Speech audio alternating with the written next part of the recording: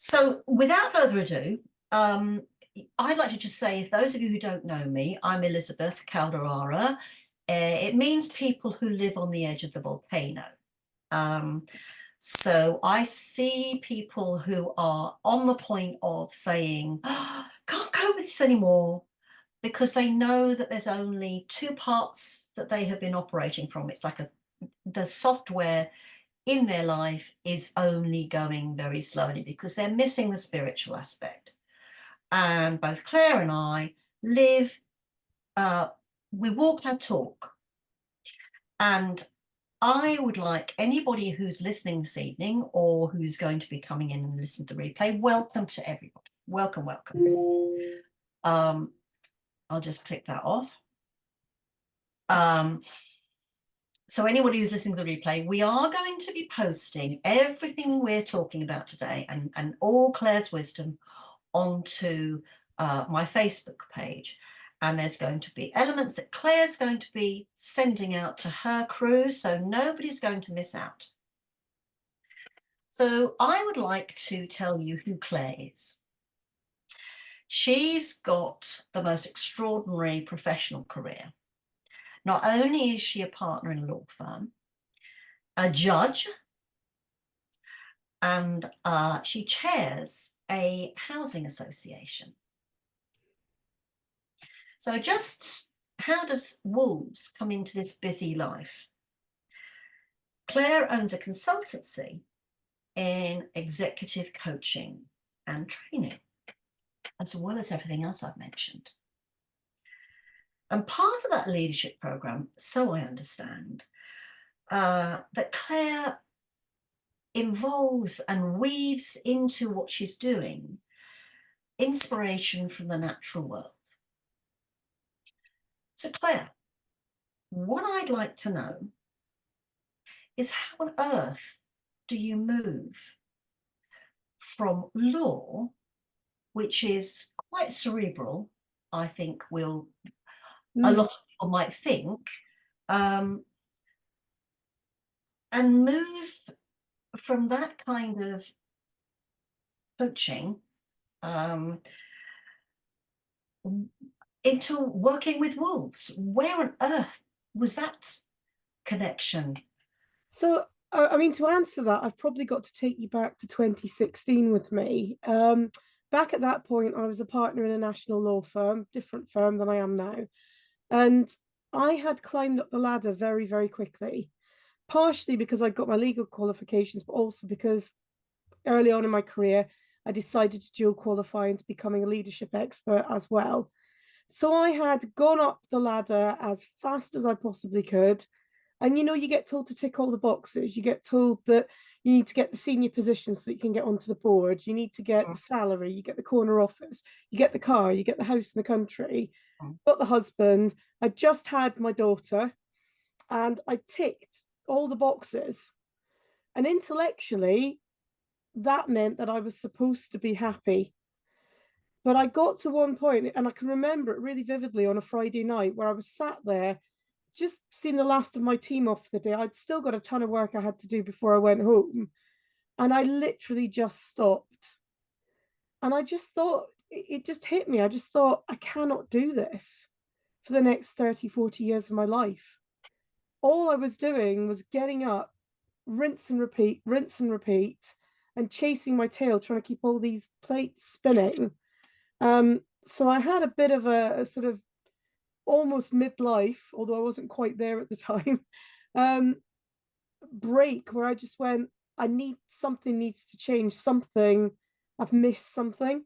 There's something that's not there, because this doesn't feel fun. This doesn't feel fulfilled. This doesn't feel like I'm living. This feels like I'm surviving, and I'm fighting every day just to survive, to stay at the point on the ladder where I'd got to. And I think a lot of people get trapped in that. So I decided that you get to a sort of junction like that, and you can either carry on doing what you're doing and accept it, or you can say, do you know what, actually I'm going to make something change. So I went home, spoke to my husband, and on Monday I put my notice in, having absolutely no idea what I was going to do. But I didn't throw the baby out with the bathwater. I carried on being a consultant solicitor, and actually that's how I've ended up with a partnership which is bigger and better than anything I'd ever had before. But I went on this journey of exploring there's got to be a better way. So I was starting off from a place of very intellectual leadership skills. And I went and I looked at lots of different types of leadership and things like that. And then I came across a wonderful woman called Jen the Marinelle, who runs retreats for professional women to get them back in touch with nature. Mhm. And I realized when I was younger, I loved being out in nature. I loved being out with horses. I loved being with dogs. I loved being in the forest. And I couldn't remember the last time that I had properly gone out and spent some time, done some camping or anything like that in nature. And she ran this year-long exercise where she put us out of our comfort zones quite a bit. There was quite a lot of mud and fire building and things and trekking through Dartmoor involved. And it was absolutely fabulous because it started opening me up to that connection I was missing with the natural world, but also up to that spaciousness, because time when you're out in nature takes on its own sort of zone. It slows down. It's very You elastic. don't have a watch on, do you? Exactly. You kind of lose all track of it. And Mm. that spaciousness let me expand into what else is there out there? Mm. What am I missing? What am I not feeling here? And anyway, during that year, Jen was doing her own training about wilderness survival. And she'd been to meet Sean Ellis, who's got the wolves down in Cornwall, because he lived out in the wild with wolves for a number of years. Mm. And she posted this beautiful picture of her sat beside a wolf on her Facebook page. And as soon as I saw it, I just went, I've got to do that. How did you manage to get that close to a wolf? So Mm. she gave me the details, and I phoned and badgered until Sean and Kim very kindly let me come and meet their wolves. And I, it was a Tuesday afternoon, chucking it down with rain, sat on the floor in my waterproofs, bit muddy, thinking, what have I got myself Mm. into here? And I think everybody that comes in to meet them has that moment, either before they go through the gate or just as they sit down on the floor, where they go, is this the best idea I've ever had? I tell you something, as soon as I met them, the feeling that they give you and the way they look straight into your soul, and they do look right into you, because they can hear from several feet away. They can hear your heartbeat, tell what you're feeling. You know, they connect No neurologically. hiding place, is there? Yeah, there is no hiding places, but the openness and acceptance, it's not a judgment. It's just, oh, there you are. Mm. That's interesting. And that is the way they approach everything. Mm. And the more I just got hooked, that was it, first day, absolutely hooked. And the Mm. more I got to learn about how they work, the more it opened me up to going, actually, I think this is what's been missing. And fascinating as we got back into because I've got a background in cultural studies and sociology was my first degree, and Mm. looking at how culture evolved for humans. Mm. Going back about 100,000 years, we co-evolved with wolves. Mm. And we didn't co-evolve out of reliance on each other, because we're both perfectly good hunters, Mm. perfectly capable of our own. It was because we saw in each other a mutual respect and benefit. And actually, wolves are naturally very sociable and naturally very collaborative, whereas primates are more likely to be fighting for dominance. Yeah. And there's a lot of studies looking at the Neolithic period now that suggest there's evidence that actually humans learnt how to collaborate and how to work together and how to have that social structure from learning from the wolves. Mm.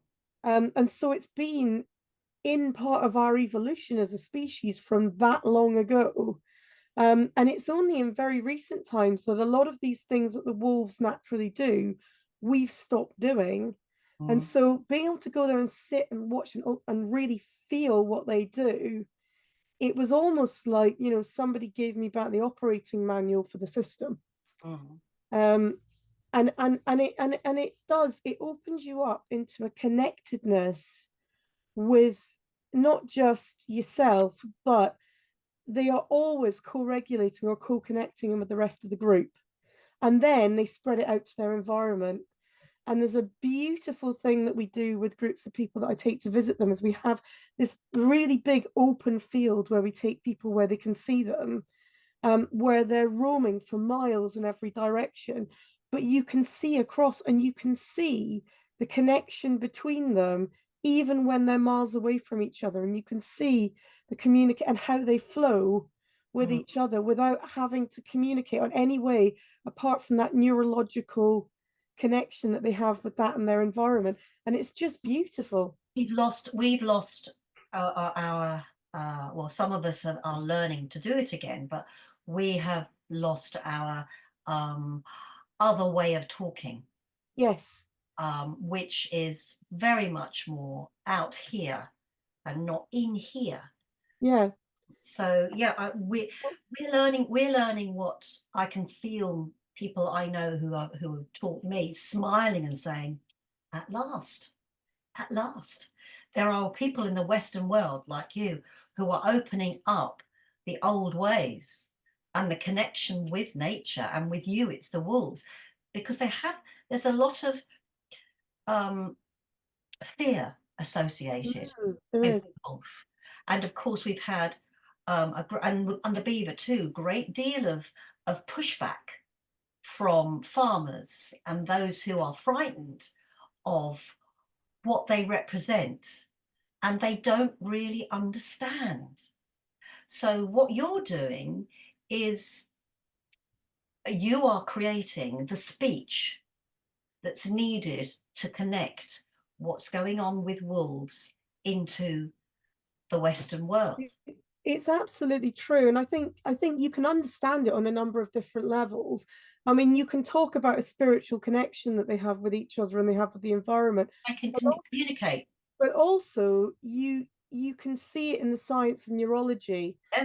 We're taking great steps, with polyvagal theory and mirror neurons and all these things, neuroplasticity that we're learning about how we're constantly transmitting and receiving that information.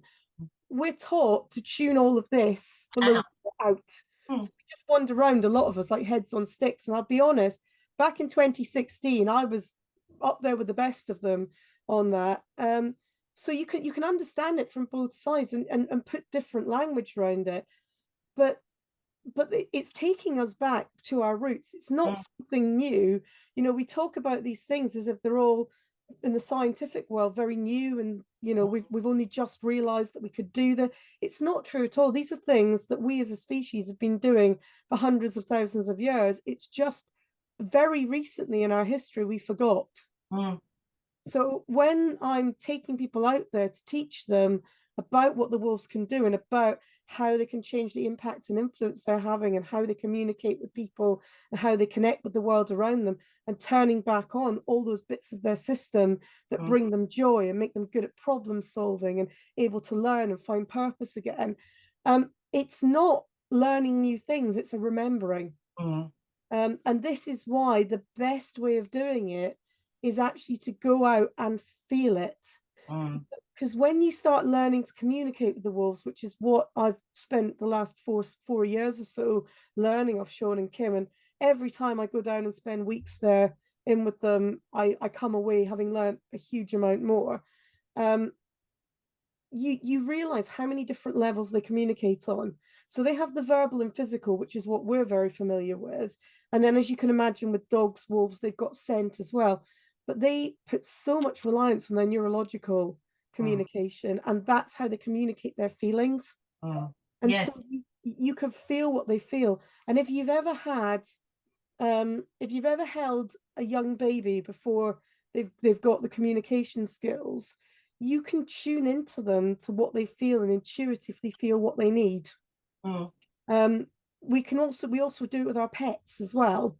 So we've got that skill, but what we do is we tune it out the vast majority of the time. We just And don't. we listen to what other people say, Yes. particularly with babies. Yeah. I taught infant massage, and I worked with kangaroo care for ones in the neonatal unit. And the fear that people have, and where they read and they ignore what's going on here and what's Yeah. the connection between, I actually, that doesn't feel right. We Mm. do know, we do know. And it is about looking outward and to people like yourself who are focused very much with living with the wolves. And how do you, all this knowledge that you've gained, you've remembered, um, how are you using that in your day-to-day life, or and taking it forward into to other people's lives? How do you do that? So it changes things in so many ways. I mean, one of the really obvious ones is about regulating your own system. Yeah, So a lot of us spend a lot of time stuck in fight or flight. What the way that the wolves teach us to be is in that ventral vagal, very open part of our system, mm, which has a number of brilliant benefits. Apart from being a much healthier way for our system to thrive, it's the way that we were meant to spend 90% of our time. We're only meant to be in the fight or flight for the 10 minutes that we leg it from the yeah, saber tiger. We're not meant to be running um, constantly, but the modern world's got so many different stimuluses and so many different pressures that it pushes us into that a lot of the time. So mm, that's the first thing. It teaches you to regulate. But when you're in that system, a number of things happen. One of the things is it's a lot easier to connect with people. mm, And it's a lot easier for people to hear and feel what you're trying to communicate to them. So if you're looking for impact and influence on people, what you need to be able to do is communicate effectively. And if you've ever been to a discussion with somebody or to a talk where somebody has said all the right words and had all the right body language there, but actually their neurology is not with it, you're mm. just not feeling it. You've Mm. probably experienced that discongruence that comes across a lot of the Bit time. like I see it like a Lego building that's supposed to be the Empire State, and then someone's gone bang, bang, bang, and there's no alignment. Yeah, the alignment is completely lost. So when you're in the open state, though, if you're feeling it, you're openly transmitting it. Mm, And the thing is that people want to be in that regulated state. They are attracted to that calm in the middle of the storm, to mm, the person who's not in fight or flight in the middle of the crisis. It's a natural attraction. So mm, people are naturally attracted and they naturally want to hear mm, what you've got to say. So it makes communicating with you people in the workplace, with people that you're trying to work with as clients, and with family members and friends and everything, so much more easier than it mm, would be otherwise, that naturally things just start flowing better in terms of communication. Other things that it does is the wolves always are always looking into their seeker system to try and, isn't that curious, isn't that interesting, there's new things, there's new opportunities. And if one of them sees it, all of them look at it, they all validate each other constantly. And when you start living in that way, you start noticing the opportunities around you. um, and it's like the world opens up, and suddenly you sit there and go, oh, I don't know what I'm going to do. I mean, a couple of weeks back, I had one of my staff members who's decided she needs to move on because she's got something, a project she wants to go and work on. And I thought, crikey, okay, so I've got to find someone else that can do this. And how do I do that? And could I do this? And over the next few days, it's like little nuggets just come mm, to you. And mm, then the person I needed fell into my lap, and this bit fell in over here, and that bit fell in over there. And it's not hard anymore. mm, It's there because I'm open to being able to see it, and it's there because I'm open to be able to see what other people are seeing as well. So that, I mean, that's just from the regulation. You start learning things like how they work with their social characters, because we're all born with a social character which will dictate to an extent what we find easier and what we find more difficult, and mm, where we're going to really be able to shine. And mm, what they do is they play to the bits that they can shine in, and they network for the bits that they struggle with. mm, And when you get that understanding in as well, you can build around you a support network where you give a huge amount of value, but they give a huge amount of value back to you. And as a whole, you rise, and you can do it within a work environment, within a work team. You can do it within your family and friends. You can do it in all sorts of different ways. And again, because everybody's able to shine and everybody's got the support and the balance that they need, and it's crucial to have the diversity in there. Um, Achieving things that before were very difficult for you to find the solution to the problems, or for you to get that synergy of working together, suddenly begin to become very easy. Can I ask a question? That when you've got it, when you have that understanding, that's, you know, suddenly it's gone click, click, click, click. Oh my goodness, I can, this is, you're doing it naturally now. Yes. The wolves do it naturally. Do you find yourself in a group of people and think, and watch them as a wolf pack, and how there are the lone ones out here, and or perhaps don't come in until there's something that needs doing, or how does that, have you found yourself looking through the lens of the wolf at other circumstances that you find yourself maybe in a group of people that you don't know? Have Oh, you done that? you absolutely do, and you can't help doing it once you've realized Mm, the power of this kind of knowledge. Um, and I think the thing is that because there's that openness, I'm very aware of other people, probably a lot more so than I used to be, because I think a lot of the time we drift through life thinking about what's going on just here, mm, and we've actually forgotten about all the other connections out there. So I'm naturally more aware of people, and I think when I'm approaching somebody, I will think to myself, what kind of character are they? mm, So it's how are they going to enjoy being interacted with? mm, How is this going to work with my character? mm, So my character is a very sociable, very I'm an extroverted kind of character that's quite happy to be at the front and interact with people and things. But to some people, that can be a bit much, and some people want to be given a bit more time before to just get a feel for the situation before you start getting into small talk with them and things like that. So mm, you just naturally start getting from how people feel what kind of character they might be, mm, and how is this going to work as a mm. dynamic between us. So you almost go in forewarned to what that dynamic of that situation is likely to be.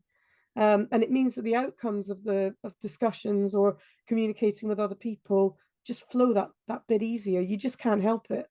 In within the pack that you work with, tell me, is there an alpha male and an alpha female, or just one alpha male or one alpha female?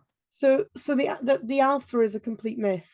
Um, the reason that people had this idea that there was an alpha is because if a human, I mean, humans are the biggest predator of wolves, so Mm, humans are danger for most wolves, and it's only very special circumstances that allow us to work with the wolves that Sean's worked with. mm, Um, when they see the humans coming, what they do is they form up in defensive maneuvers. They form up in a wedge where you put the biggest protector characters at the front. Now, your protectors are bigger. They're also the ones that are less likely to be shaken by things. They're a little bit bomb proof in their character. So they're the solid one at the mm, front that says, I can hold this. And to be honest, I can take this in a fight if we're going to take it there. mm, So what that looks like to an outsider is, oh, well, they've all formed up behind one or two mm, larger wolves. And there's usually a male and there's usually a female protector who are actively in those roles at any given time. mm, Um, and they will be seen pushing them in line and policing what's going on in the group mm, when they're in that circumstance, because they're in the middle of a war zone, at which point they're a military unit that needs to survive. mm, The difference between seeing them like that and seeing them the way that I work with them, I do the equivalent of having a coffee with them. mm, So I do the when they're relaxed and you see what's going on.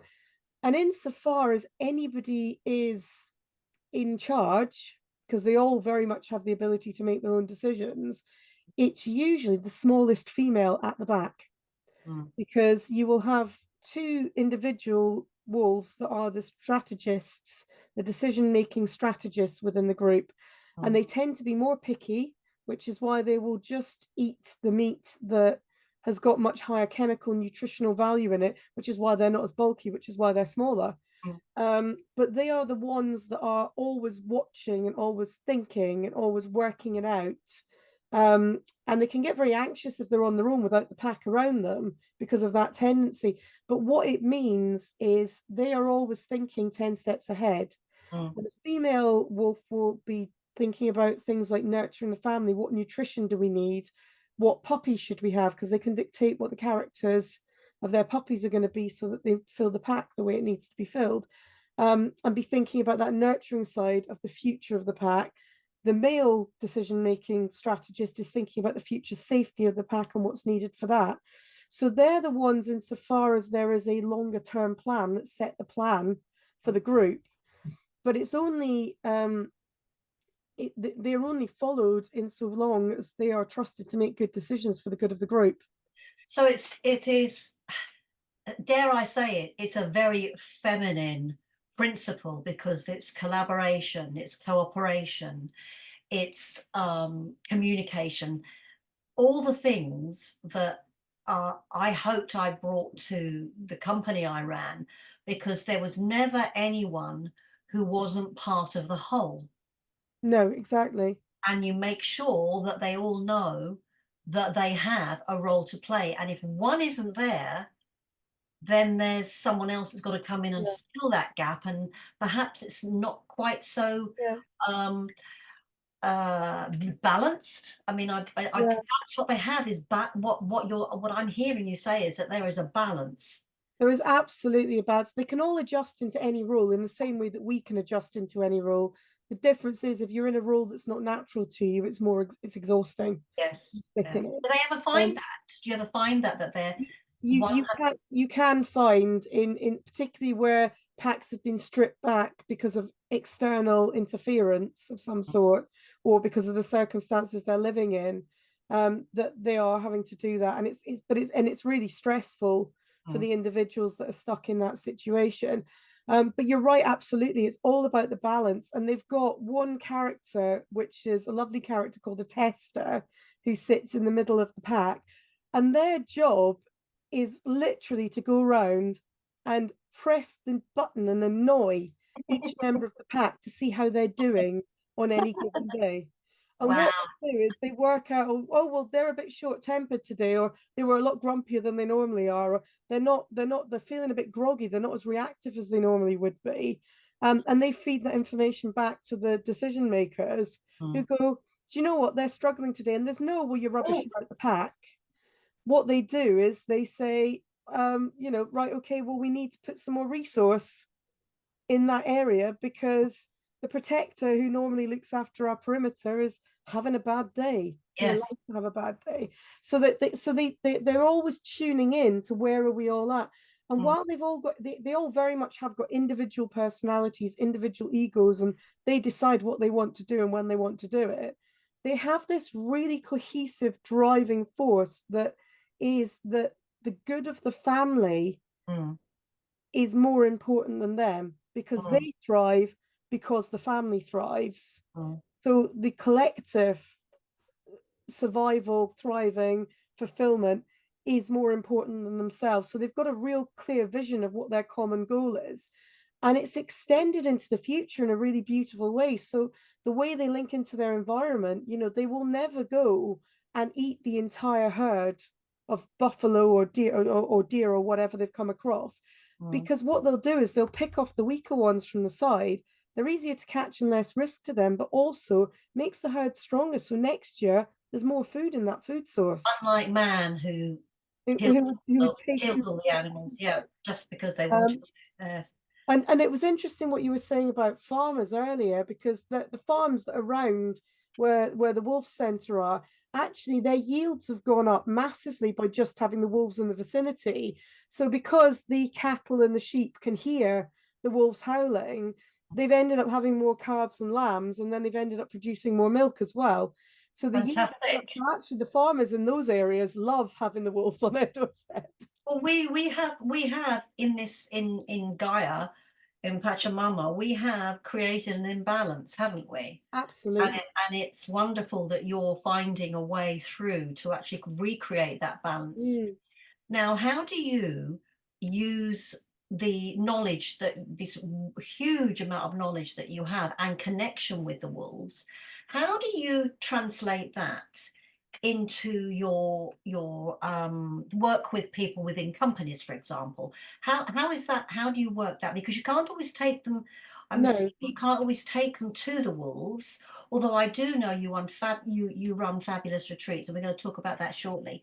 But tell me, I think I can see how that works within a company, but how do you get CEOs and HRs, if you like, and those who are the decision makers, and I'm sure you know who the decision mm, makers in the pack are, or in the in the how do you get them to connect?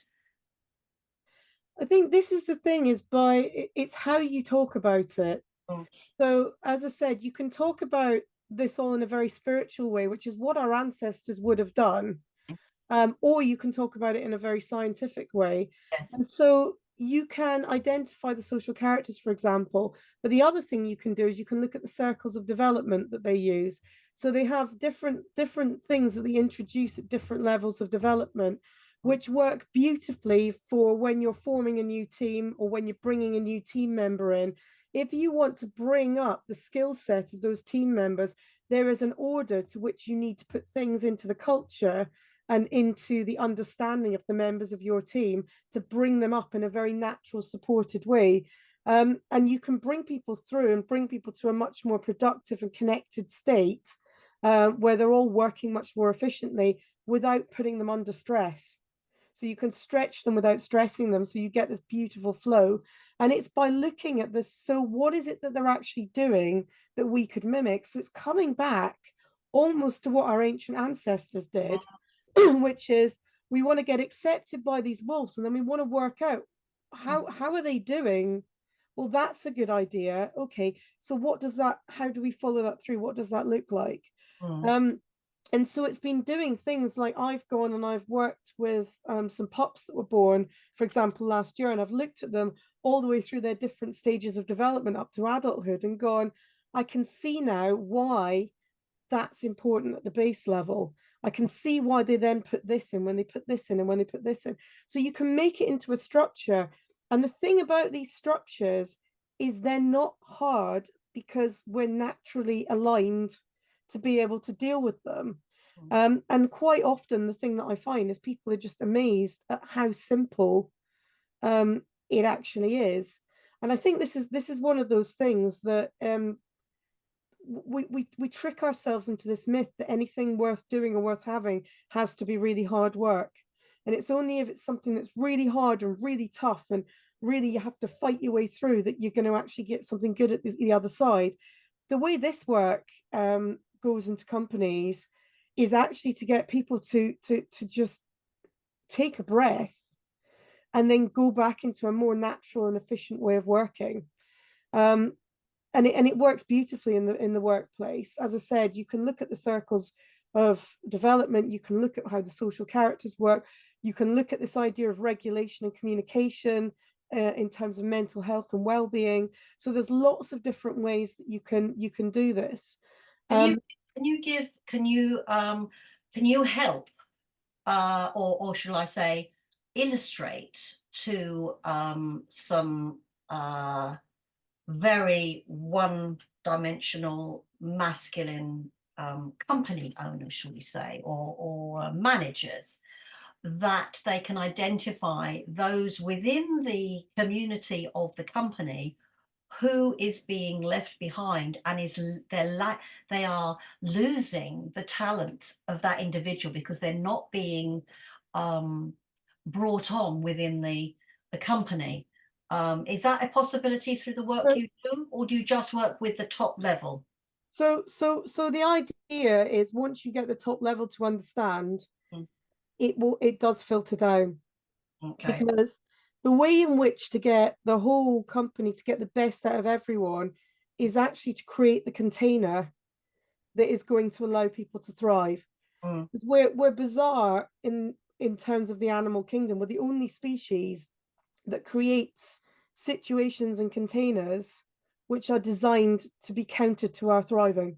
Mm, We're literally the only species that would do that to ourselves. Everything else, if they're not thriving as well over there, will move over here mm, towards where things are better. mm, We will build these square box container company and make a culture that puts everybody under stress, which is going to get the worst out of people. mm, So a lot of it is about looking at the full container, because if you raise your container, you will raise these people that are struggling, that are left behind, but you'll raise your top people will go up a notch as mm, well. So you bring the whole thing up.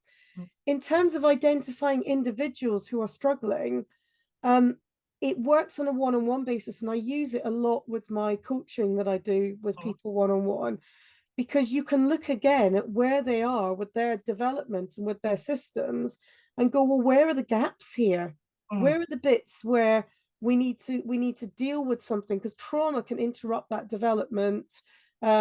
Having things drilled into you at school in a certain way can mean that you've turned down the dial on things, but you can explore that and work it out. And if you start patching up these levels, mm, you can bring up and you can find that people, their anxiety and depression will start alleviating with mm, people.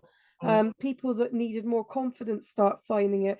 People start finding that the world is suddenly more interesting, and they've got more capacity to play and to work things out and to try new things.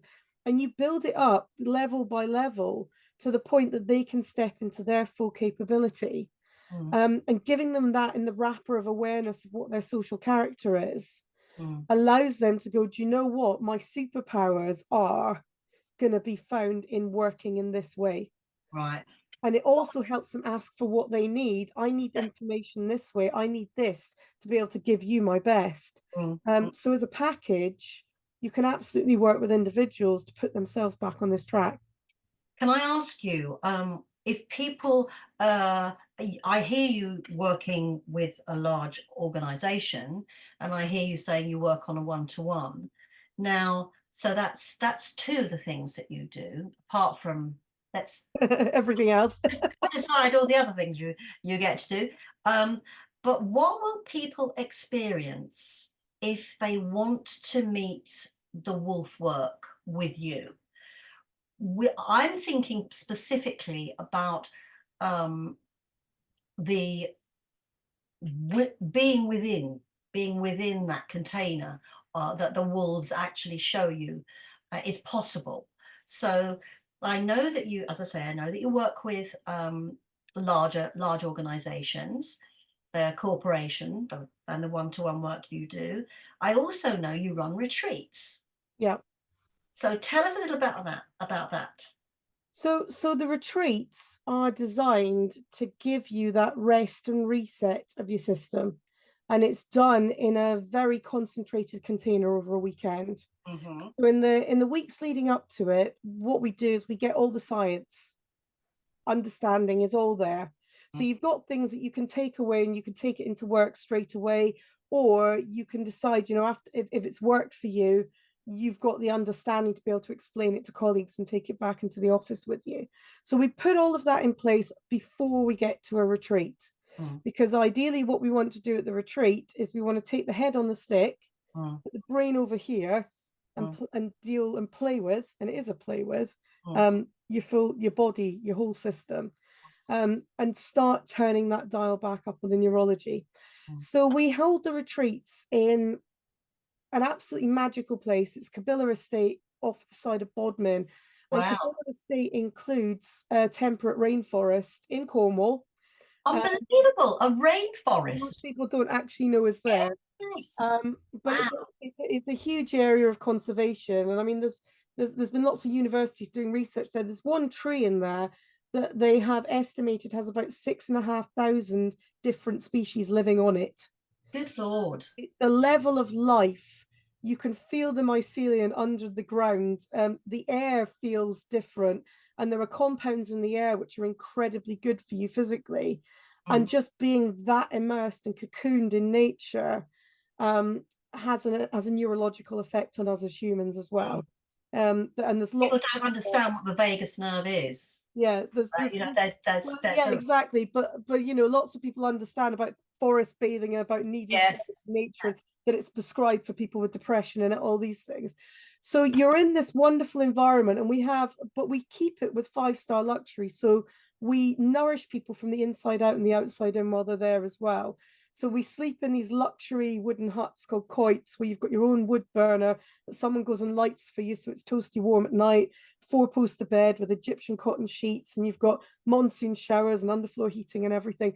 So we Wow. do all of that. So you feel the container that they've created at Cabilla is such a cared for container. It takes you right back into that basic level care system, that bottom level of your developmental system, where the first thing we want is to feel safe. So we're not sleeping under trees with twigs in our hair. Exactly. It's safety, No. and it's safe and it's regulated. So it's Mm. safe and it's comfort.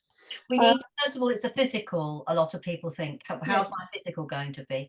And then once you've got that calmed down. exactly. So we create this container that we invite people into, and the food that is created by a wonderful lady called Kate Monroe Boot, who specializes. She does very nutritionally balanced, scientifically, but also energetically balanced food, which happens to be utterly delicious, and it's so colorful, and it's like eating the rainbow. Her meals, they are an absolute dining experience as opposed to just having dinner. And so you have every meal feels really nourishing. So you feel like you're nourished from the inside out as well. So in that container, having put that container together, what we then do is we start building up to that next level of putting in the next level of development. And we get people ready to be at the point where on the Saturday they spend the whole day in with the wolves. So we go down, we travel. It's about 10 minutes away to the wolf sanctuary, and we spend the day with Kim and Sean and their family of wolves, and they get that opportunity to firsthand feel all of these things that we've been talking about. So all of these theories and these bits of science and those things that they've been taking notes about for the weeks before, they've put that to one side, and they go in and it goes into the body. And because they feel it, because they feel that amazing sense of peace. I mean, that's one of the biggest things people say about the wolves, is just how peaceful they are. Because what the wolves do is they regulate everything that's in their vicinity, because they regulate each other all the time. So they just do it. They see a human, you're a pack mammal, they go, well, you're dysregulated, I'm going to regulate you. So you get this amazing sense of peace. Then you start feeling that connection. You can feel the emotionality of them. Then you start seeing the characters. And because you've gone in physically in your body and you've let your whole system experience it, it's not like a normal course where you go home and you've got a load of notes and you've got a to-do list that you stick on the shelf and never gets done. It's there. Just by going through the experience, it's absolutely there. So that's what we do on the Saturday, and then we go back and we spend the whole of Sunday through to Monday morning back in the rainforest, where we start looking at going deeper into ourselves, and we start embedding these principles and embedding these bits of learnings that we brought back from the wolves in to get us ready to go back out into the real world with them. And so by Monday, we've come back up out and out again. So it's like we go into this beautiful little cocoon for the weekend, where we do a lot of repair work on the different levels of that development system. And the impact that it has on people is absolutely magical. I mean, there is a transformation that happens over the course of just the weekend, but the real transformation is as you speak to people 2 weeks, a few months, 6 months, even 12 months down the line, and you see how differently they're showing up in the world, but also how easily their success has grown, and how much better, how they're showing up with their families, how well their teams are doing. It's a ripple effect that's gone out from them because other people have been attracted to their way of being. So it goes out as well. Tell me, with all this amazing work that you're doing, I mean, that those 3 days just sound sublime, I have to say. And the passion that you have really comes through. I want to know, when you have freed yourself from this shut down version, before you've done your amazing retreat. When you come back into what I refer to as hardcore reality, what is it that you do that allows someone to move from out of that working with the wolves, coming out of the wood, because I can see trees behind you, so that's what I'm thinking about. It's walking out the wood, coming onto a path, and then going back into your home environment. Is there a way that you can give someone to ease that transition? Because sometimes it can be in certain workshops, in certain weekends. I know from my aged time in Yeah. this world that it can sometimes be a real sort of punch in the solar Yeah, and I think this is the thing. There's a lot of work that you do, particularly if you go in these really intense weekends where you're doing one modality like bam, bam, bam yeah, after yeah. another. And you've opened yourself here, and then you've opened yourself with that, and You're open to, yeah, you're open to, you feel like you've stripped yourself bare, and then you walk back out, and the world hits you in the face. mm, The difference with what we do is it's a layered effect. So mm-hmm, what we do is we embed the layers of that development in over the course of the weekend. So when you walk out, you don't walk out open and vulnerable. You walk out grounded with a very secure sense of safety within yourself. that sounds And perfect. and so when you come back out the other end, you're open in the sense that you've got that lovely connection and awareness, and that your system is relaxed and grounded. That is the ventral vagal theory that people talk about. You've got that, but what it doesn't mean is that you're open to everything and you're not guarded. Mm-hmm, What it means is you're actually grounded with this really steel, secure place within yourself that you've found. And it's that grounded security within your own personality, within your own place of being, that allows you to stand as I described. It's like that calm in the center of the storm, mm. because you've got that sat within you. So we don't send people out, as I said, because you could very easily, with some of this deep work, go out there and feel like you're very discombobulated. Yes, and fractured when you go Um, back into your other life. yeah. Yes, no, no, But it's the other thing that we do is, for a few weeks after the retreat, we've got a private group that everyone's in, and everybody talks to each other in the weeks before and weeks after. We keep that running for the weeks afterwards, and a mm, couple of weeks after, we do coaching sessions with everybody that's been on the retreat, mm, which they can access us in between. So if anybody does get back into real life and go, actually, this has, for whatever reason, been a bit of a struggle, or I'm struggling to mm, keep that feeling, mm, they've got somebody there that they can hang out, they can put their hand out to and say, I need some help. Because I mm, think that's the other thing where a lot of other experiences have fallen down, is that you end it, you go out very vulnerable and open, and then what? and then what? Exactly. Well, that just sounds extraordinary, absolutely extraordinary, and it's been such a joy to hear someone who has so much knowledge and passion and understanding of how the world of nature, all our relations, which is what we refer to, because everybody, Mm. we are related to everything and everyone. Um, what would somebody do if they wanted to go on this retreat? How would they go about it? So if you want to go on the retreat, the best thing to do is to jump onto our website, and we'll put the link underneath, where we're posting this, Yes, uh, okay. which is orthelian.com. Yeah. You can either on there jump straight in. There's some information about the retreats. What you can do on there is either book directly, or you can book a discovery call.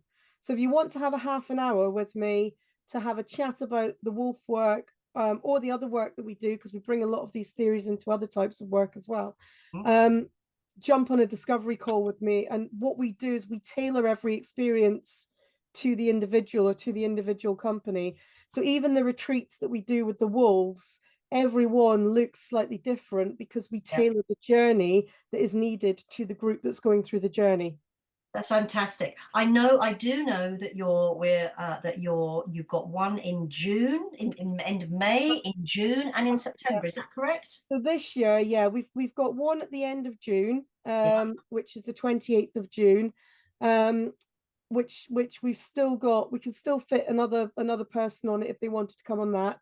And Hmm. we've got a few spaces left in our retreat in September as well. And I believe that you've got something that you want to. I said to you the wolves had whispered in my ears that you had something to share with people, and I wonder if you want to do that as well. So one of the big dream about this is to get this information back out to people. Now, I would love to be able to take everybody on a retreat.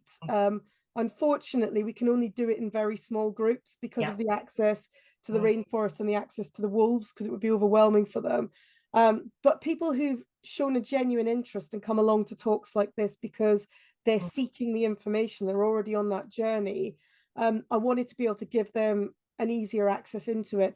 So if you grab one of those final spots on the retreats this year, and when you get to the checkout, put in the code regulate20, you'll get 20% off, which is worth £399 off the cost of the extraordinary. retreat, as Thank a you. thank you for showing the Put, interest. I'll put that out because it is really, really important that people hear about this and get an opportunity to work with someone like you, who is just a joy. So this is fantastic. Thank you so much. And um, for you to open your soul development, everybody out there at this time of change and challenge and transition, come home to connect to all our relations through Claire with the wolves. We have got loads of other fabulous women like Claire coming on.